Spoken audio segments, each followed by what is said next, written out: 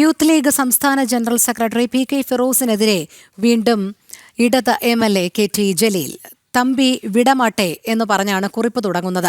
P K. ഫിറോസിന്റെ വിദേശത്തുള്ള company reverse ഹവാല നടത്തുന്നെന്ന് ജലീലിന്റെ ആരോപണം. കമ്പനിയുടെ പേര് വിവരങ്ങൾ അടങ്ങുന്ന രേഖകളും ജലീൽ പുറത്തുവിട്ടിട്ടുണ്ട്.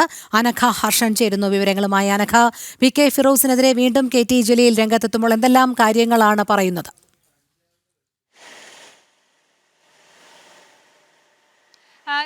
രോഹിണി, അതായത് യൂത്ത് ലീഗ് സംസ്ഥാന ജനറൽ സെക്രട്ടറി പി.കെ. ഫിറോസിനെതിരെ ഗുരുതരമായിട്ടുള്ള ആരോപണമാണ് ഇടത് എം.എൽ.എ ആയിട്ടുള്ള കെ.ടി. ജലീൽ ഉന്നയിച്ചിരിക്കുന്നത്. ഫേസ്ബുക്ക് കുറിപ്പിലൂടെയാണ് അദ്ദേഹം ഈ ആരോപണങ്ങളൊക്കെ തന്നെ ഉന്നയിച്ചിരിക്കുന്നത്. അതായത് പി.കെ. ഫിറോസിന് വിദേശത്തൊരു കമ്പനിയുണ്ട്.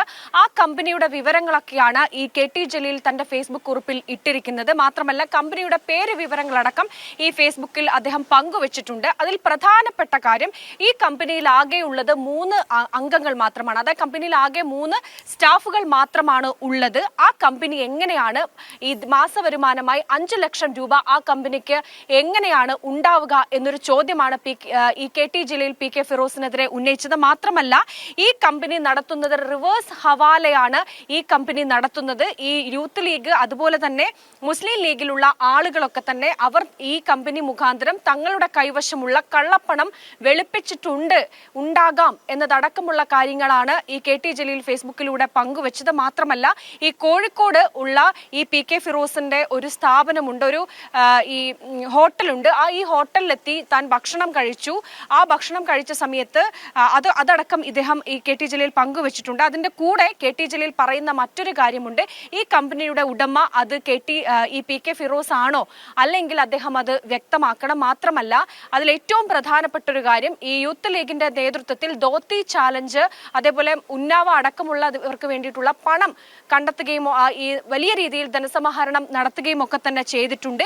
ഈ പണം തട്ടിയെടുത്തുകൊണ്ടാണ് പി.കെ. ഫിറോസ് ഇത്തരത്തിൽ വിദേശത്തും അതുപോലെ തന്നെ കേരളത്തിലുമൊക്കെ സ്ഥാപനങ്ങൾ ഉണ്ടാക്കിയിട്ടുള്ളത് എന്ന ഗുരുതരമായിട്ടുള്ള ആരോപണമാണ് കെ.ടി. ജലീൽ ഉന്നയിച്ചിരിക്കുന്നത്. പക്ഷേ ഇത്രയധികം ആരോപണങ്ങൾ തനിക്ക് നേരെ ഉണ്ടാകുമ്പോൾ പോലും നാഴികയ്ക്ക് 40 വട്ടം മാധ്യമങ്ങളെ കാണുന്ന പി.കെ. ഫിറോസ് ഒരു ഘട്ടത്തിൽ പോലും മാധ്യമങ്ങളെ കാണാൻ തയ്യാറായിട്ടില്ല എന്നുകൂടി കെ.ടി. ജലീൽ ഈ ഫേസ്ബുക്ക് കുറിപ്പിൽ പറയുന്നുണ്ട്. അതുകൊണ്ട് തന്നെ വിഷയത്തിൽ പ്രതികരണം നടത്താൻ ഏത് മാളത്തിലാണോ പി.കെ. ഫിറോസ് ഒളിച്ചിരിക്കുന്നത് അവിടെ നിന്ന് പുറത്തു വരണം എന്നാണ് കെ.ടി. ജലീൽ പറഞ്ഞുകൊണ്ടാണ് ഈ കുറിപ്പ് അവസാനിപ്പിച്ചിരിക്കുന്നത്. എന്തായാലും കെ.ടി. ജലീൽ പി.കെ. ഫിറോസ് തമ്മിലുള്ള പോര് അത് മുറുകുകയാണ്. മാത്രമല്ല, പി.കെ. ഫിറോസിനെതിരെ തദ്ദേശ തെരഞ്ഞെടുപ്പ് അടക്കം അടുത്തു വരുന്ന ഒരു സാഹചര്യത്തിൽ ഇത്തരത്തിലുള്ള ആരോപണങ്ങൾ ഉയരുന്നതിൽ ഈ യൂത്ത് ലീഗിൽ തന്നെ പി.കെ. ഫിറോസിനെതിരെ വലിയ അതൃപ്തി ഉയരുന്ന സാഹചര്യം പോലുമുണ്ട്. രോഹിണി, ശരി. അനഘ ഹർഷനാണ് വിവരങ്ങൾ നൽകിയത്.